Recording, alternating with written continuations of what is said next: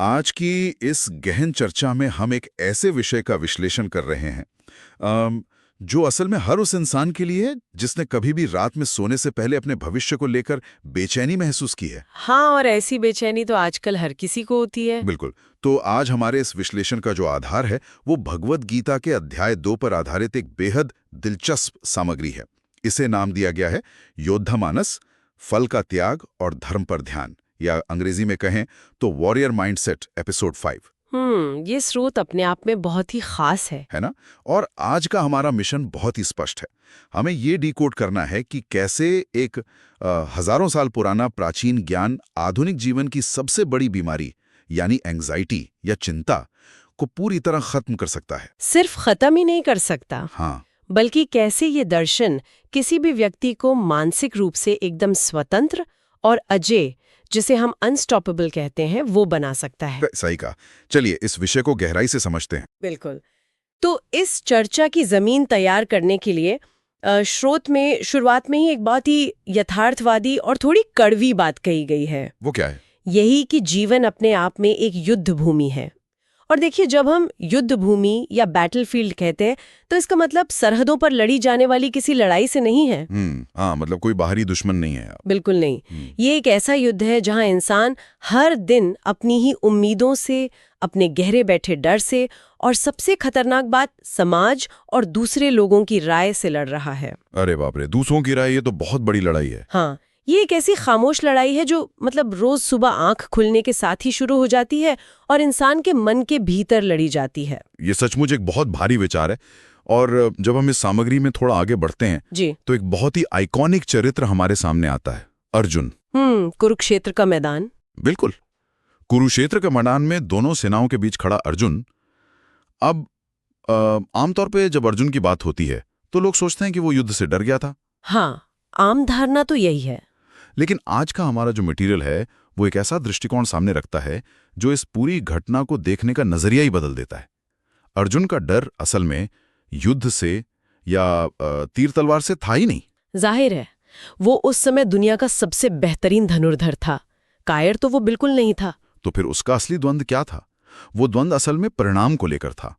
वो इस विचार से कांप रहा था कि या तो जीतूंगा और राजपाट मिलेगा, या फिर सब कुछ हार जाऊंगा और अपने ही लोगों का खून मेरे हाथों पर होगा। यहाँ जो सबसे दिलचस्प बात है वो ये है कि अर्जुन की ये घबराहट सिर्फ उस एक ऐतिहासिक या पौराणिक पल तक सीमित नहीं है। बिल्कुल नहीं। ये तो एंग्जाइटी का सबसे क्लासिक मनोवैज्ञानिक पैटर्न है। मैं इसे पढ़ रही थी तो समझ आया कि अर्जुन का ये डर भविष्य को नियंत्रित करने की बेहद शाह कोशिश से पैदा हो रहा था। कंट्रोल करने की कोशिश। हाँ, विश्लेषण बहुत स्पष्ट रूप से बताता है कि भविष्य किसी के भी नियंत्रण में नहीं है। और जब इंसान किसी ऐसी चीज को अपनी मुट्ठी में बांधने की कोशिश करता है जिसे पकड़ा ही नहीं जा सकता, तो क्या होता है? तो उसका दिमाग शॉर्ट सर्किट होने लगता है। और यही चिंता की जड़ है। सही बात है। नियंत्रण सिर्फ धर्म पर है, यानी वर्तमान के कर्म पर। बाकी जो भी है, चाहे वो जीत हो या हार, वो सिर्फ भविष्य का एक भ्रम है जो अभी तक घटित ही नहीं हुआ है। ये बात सुनने में बहुत दार्शनिक लगती है, लेकिन अगर हम इसे आज की इस गलाकाट प्रतियोगिता वाले माहौल में देखें तो क्या बिना रिजल्ट के बारे में सोचे काम करना वाकई मुमकिन है? ये एक बहुत ही स्वाभाविक सवाल है। यहीं पर श्री कृष्ण का वो अचूक रहस्य सामने आता है। तुम्हारा अधिकार कर्म पर है, फल पर नहीं।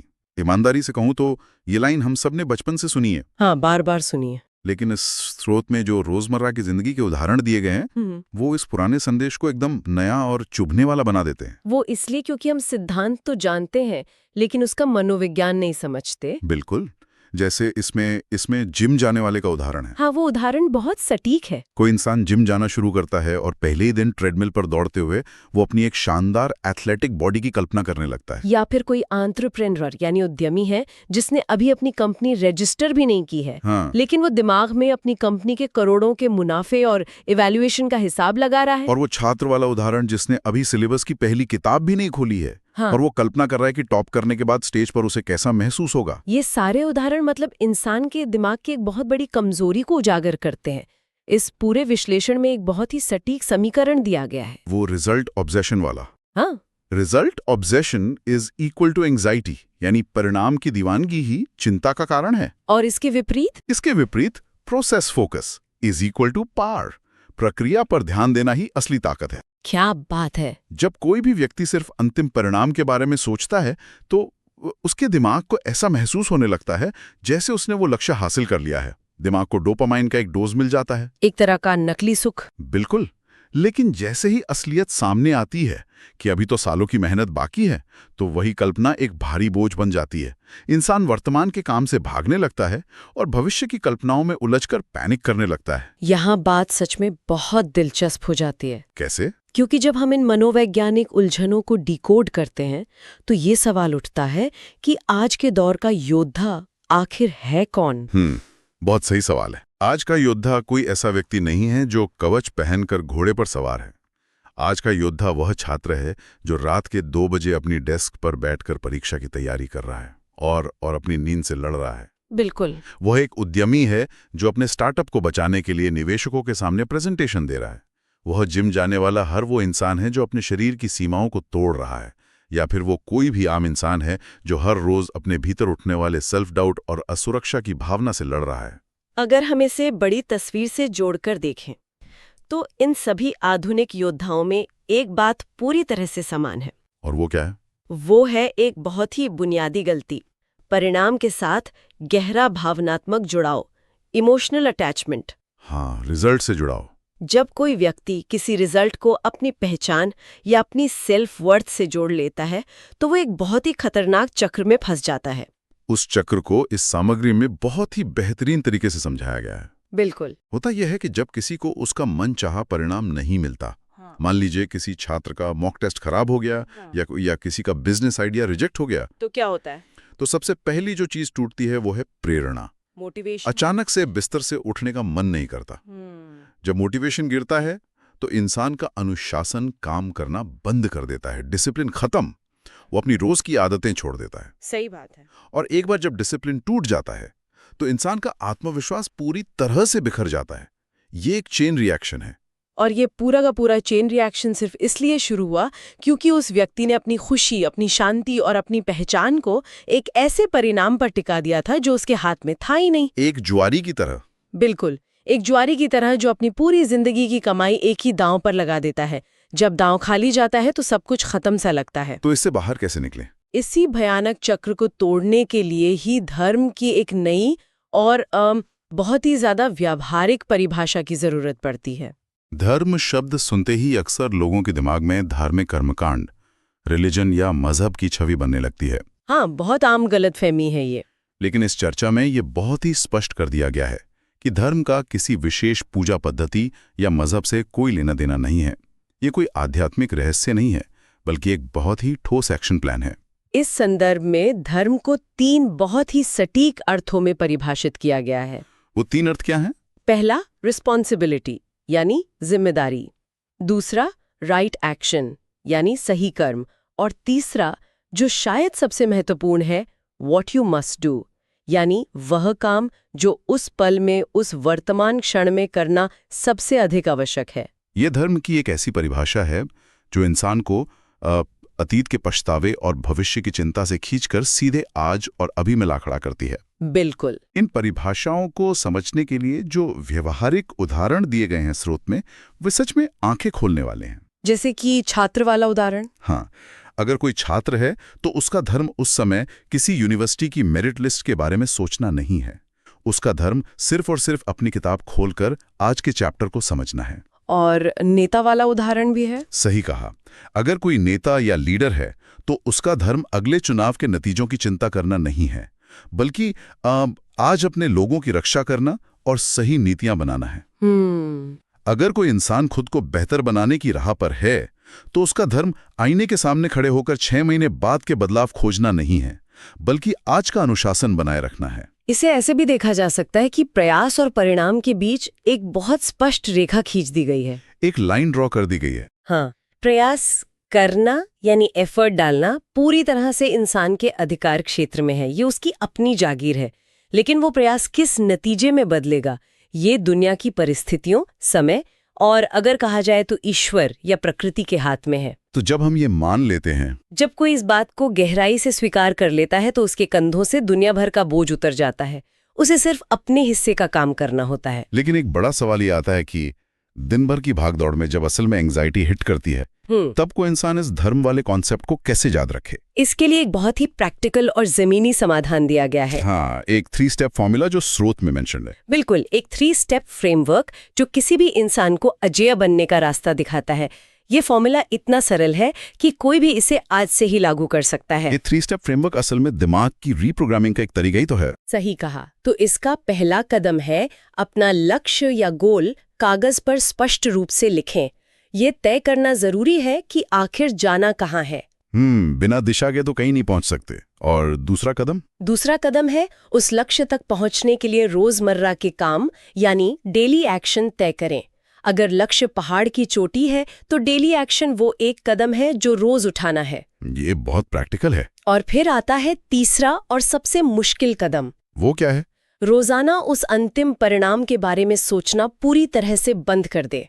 मतलब बिल्कुल सोचना ही नहीं है? बस एक बार लक्ष्य तय कर लिया, रणनीति बना ली, तो फिर उस कागज को मोड़कर रख दे और सारा का सारा ध्यान सिर्फ और सिर्फ आज के डेली एक्शन पर लगा दें। ये जो तीसरा कदम है, मेरी राय में यही वो जगह है जहां ज्यादातर लोग हार मान लेते हैं। बिल्कुल, क्योंकि हमारा दिमाग डिजाइन ही ऐसे हुआ है कि वो बार बार भविष्य में छलांग लगाना चाहता है। हाँ, वो रिजल्ट को इमेजिन करना चाहता है। लेकिन सारा खेल वर्तमान पर ध्यान केंद्रित करने का है। अगर आज वर्कआउट का दिन है तो फोकस सिर्फ इस बात पर होना चाहिए कि आज के सेट्स पूरे कैसे हों, न कि इस बात पर कि वजन कितना कम हुआ। सही बात है। अगर पढ़ाई करनी है तो पूरा का पूरा ध्यान सिर्फ आज के निर्धारित घंटों पर होना चाहिए। अगर कोई बिजनेस है तो ध्यान सिर्फ आज के क्लाइंट कॉल या आज के प्रोडक्ट डेवलपमेंट पर होना चाहिए। मतलब विजन भले ही लॉन्ग टर्म हो, लेकिन एग्जीक्यूशन एकदम माइक्रो लेवल पर, यानी आज और अभी में होना चाहिए। इससे एक अहम सवाल उठता है। क्या? जब कोई व्यक्ति इस स्तर का मानसिक अनुशासन हासिल कर लेता है, जब वो इस 3 स्टेप फॉर्मूले को जीकर अपने आप को परिणाम के लालच से पूरी तरह अलग कर लेता है, तो असल में उसके व्यक्तित्व में क्या बदलाव आता है? ये बहुत ही जरूरी पॉइंट है। विश्लेषण में एक बहुत ही शक्तिशाली शब्द इस्तेमाल किया गया है। ऐसा इंसान अनस्टॉपेबल यानी अजेय बन जाता है, उसे रोका नहीं जा सकता। अजेय बनने का ये कॉन्सेप्ट बहुत ही दिलचस्प है। पर क्या इसका मतलब ये है कि वो इंसान कभी थकता नहीं है या कभी हारता नहीं है? नहीं, हार जीत तो जीवन का हिस्सा है।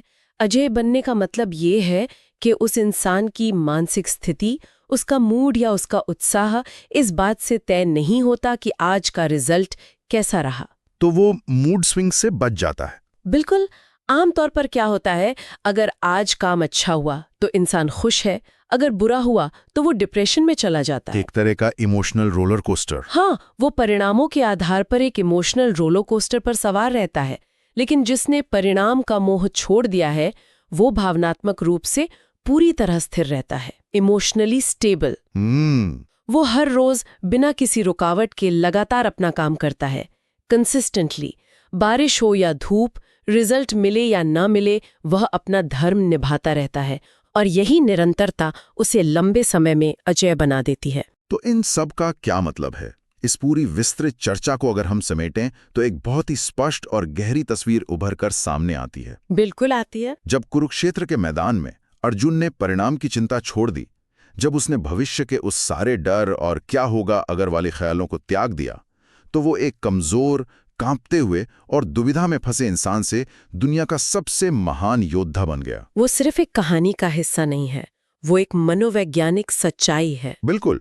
जो भी परिणाम का डर छोड़ने का साहस कर लेता है, वो मानसिक रूप से आजाद हो जाता है। इस सामग्री का सबसे मारक संदेश यही है, योद्धा परिणाम का गुलाम नहीं होता, वो अपने कर्मों का मालिक होता है। सही कहा। उसे कल की चिंता नहीं होती, उसे सिर्फ इस बात की परवाह होती है कि आज उसका कर्म उसकी पूरी क्षमता के अनुसार होना चाहिए। ये पूरी चर्चा हमें ये समझाती है कि परिणाम से दूरी और कर्म से नजदीकी ही एंग्जाइटी का एकमात्र इलाज है। लेकिन क्या? इस पूरी सामग्री के आधार पर एक बहुत ही अलग और विचार करने योग्य बात दिमाग में आती है, जिस पर शायद कभी खुलकर बात नहीं की जाती। वो विचार क्या है? देखिए, विश्लेषण हमें बार बार बता रहा है कि परिणाम की चिंता छोड़ देने से हमारा वर्तमान का कर्म बहुत बेहतर हो जाता है। हाँ, ये तो स्पष्ट है। तो क्या ये संभव है कि सफलता के प्रति हमारी जो आज की दीवानगी है, विशेषकर हमारी जो आधुनिक शिक्षा प्रणाली है, जो सिर्फ और सिर्फ अंकों, ग्रेड्स और रिजल्ट पर टिकी है, वही दरअसल सफलता के रास्ते की सबसे बड़ी रुकावट है? उफ, ये तो बहुत ही गहरा सवाल है। जरा सोचिए, बचपन से ही इंसान के दिमाग को इस तरह से प्रोग्राम किया जाता है कि प्रक्रिया का कोई मोल नहीं है, जो है वो सिर्फ रिजल्ट है। क्या यही वजह है कि आज एक पूरी की पूरी पीढ़ी एंजाइटी से जूझ रही है? ऐसा लगता तो है। अगर भविष्य की उन अंतिम चिंताओं में, रिजल्ट के उस खौफ में बर्बाद होने वाली वो असीमित मानसिक ऊर्जा पूरी तरह से बचा ली जाए और उसे 100% आज और अभी के कर्म में लगा दिया जाए, तो क्या होगा? तो क्या मिलने वाला अंतिम परिणाम उस परिणाम से कहीं अधिक विशाल, अद्भुत और अकल्पनीय नहीं होगा, जिसकी शुरुआत में केवल कल्पना मात्र की गई थी। वाकई ये एक ऐसा विरोधाभास है जो हमारी आज की पूरी जीवन शैली पर एक बहुत बड़ा सवालिया निशान लगाता है। बिल्कुल। ये एक ऐसा विचार है जो किसी को भी अपने काम करने के तरीके पर दोबारा सोचने के लिए मजबूर कर सकता है। और शायद यही इस पूरी चर्चा का असली मकसद है। परिणाम के पीछे भागने के बजाय प्रक्रिया से प्यार करने का ये सफर आसान नहीं है, लेकिन इस चर्चा से ये साफ है कि मानसिक आजादी का यही एक रास्ता है। आज की इस गहन चर्चा में बस इतना ही। परिणाम से खुद को अलग करने और अपने कर्म यानी अपने धर्म पर ध्यान केंद्रित करने का ये विचार निश्चित रूप से किसी के भी जीवन को देखने का नजरिया बदल सकता है। इस विचारोत्तेजक दर्शन पर मनन करें और अपने कर्मों को एक नई दिशा दें। नमस्कार। नमस्कार।